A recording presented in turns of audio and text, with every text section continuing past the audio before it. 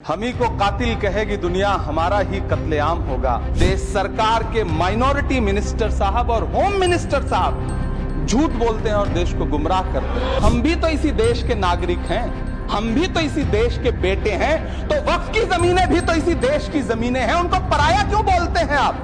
हमसे हमारी इबादत गाहें तो मत छीनिए ना, हमारे घरों पे बुलडोजर तो मत चलाइए ना, हमारी कब्रों में तो हमें सुकून से सोने दीजिए ना।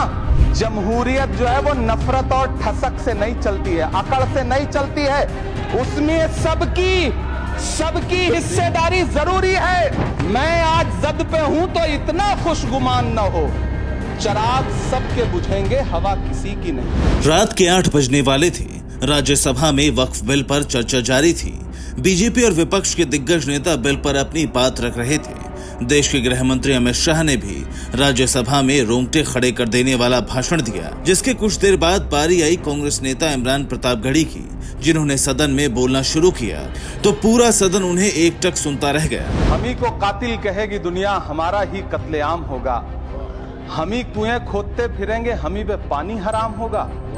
सभापति महोदय, सन 1947 में दिल्ली की जामा मस्जिद की तारीखी सीढ़ियों पर खड़े होकर के भारत रत्न मौलाना अबुल कलाम आजाद साहब ने कहा था कि मुसलमानों कहां जा रहे हो, यह है तुम्हारा मुल्क, यहां तुम्हारे आबाओ अजदाद की कब्रें हैं। उस वक्त मौलाना आजाद की ये सदाएं सुन करके लोगों ने अपने सरों की गठरियां उतार करके रख दी थी।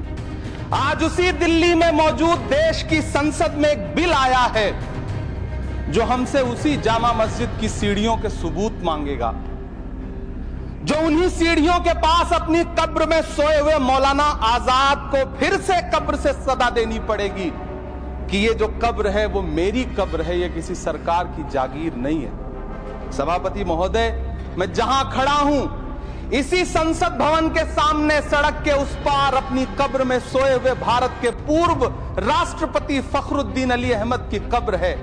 शायद अब उस कब्र से भी सदाएं आए कि ये कब्र मेरी कब्र है, ये सरकार की जागीर नहीं है। सभापति महोदय, मैं वक्फ कानूनों में किए जा रहे संविधान विरोधी बदलावों के खिलाफ बोलने के लिए खड़ा हुआ हूं। संविधान का आर्टिकल 14 हो, 29 हो, 30 हो, चीख चीख कर कहता है कि देश में सब बराबर के हकदार हैं। आर्टिकल 26 कहता है कि सबको अपने अपने मजहबी कामों के लिए मंदिर, मस्जिद, गिरजाघर, गुरुद्वारों का निर्माण करने का हक है और उसका रखरखाव का भी हक है।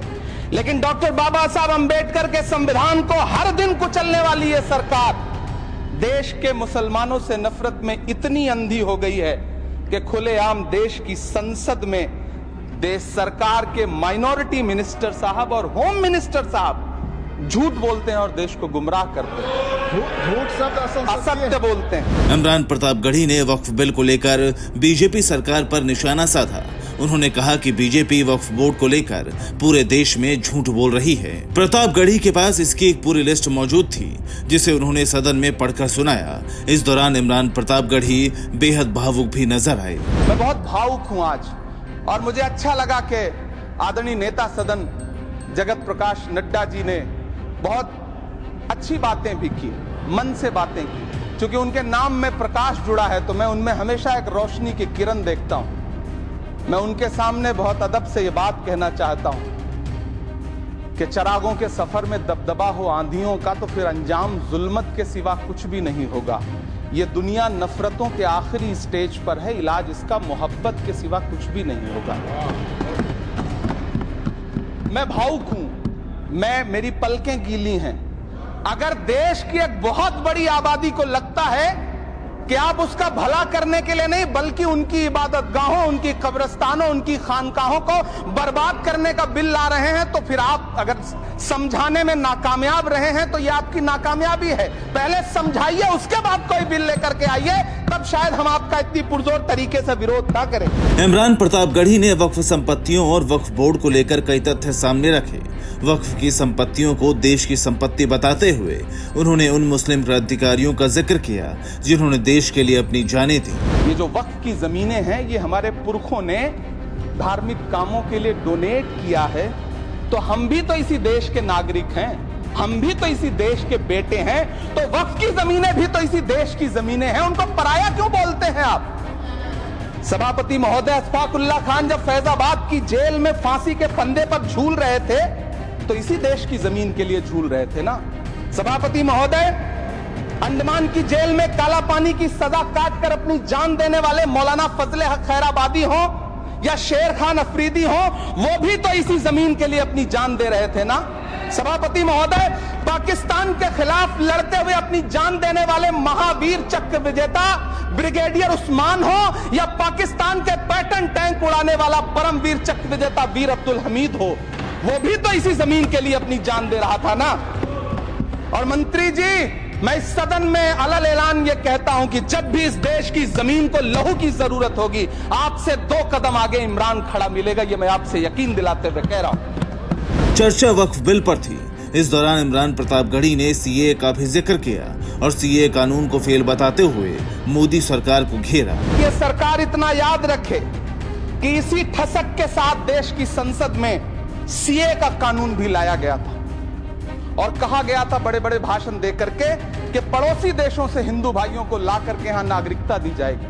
लेकिन मैं आपके संज्ञान में लाता हूं सर कि पिछले इतने दिनों में इनसे नागरिकता लेने के लिए 2000 व्यक्ति भी नहीं आए, जबकि इसके उलट इन्हीं की सरकार में पिछले 10 साल में 15 लाख से ज्यादा भारतीयों ने भारत की नागरिकता छोड़ करके दूसरे देश में जाकर के बस गए। यह हुआ उस कानून का अंजाम। इस चर्चा के दौरान कई बार ऐसा हुआ जब इमरान प्रतापगढ़ी का गला मानो रूंधा था, लेकिन जैसे वो कोई फिल्टर लगाकर अपने गले के रूंधेपन को छिपा रहे थे। बहरहाल वक्फ बिल दोनों सदनों में पास हो चुका है। अब बहुत जल्द ये कानून की शक्ल ले लेगा। लेकिन आपको क्या लगता है, क्या वाकई ये बिल देश और मुसलमानों के हित में है? इस पर आपकी क्या राय है, हमें कमेंट सेक्शन में जरूर बताएं।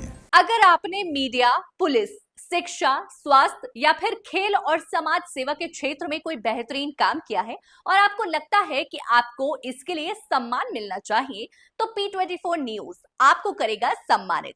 P24 न्यूज की अचीवर्स अवार्ड सेरेमनी इस बार 27 अप्रैल 2025 को होने जा रही है, तो बिना देर किए कीजिए नॉमिनेशन। लिंक आपको इस न्यूज के डिस्क्रिप्शन में मिलेगा या फिर हमें 9999632221 और 7290906161 पर संपर्क करें।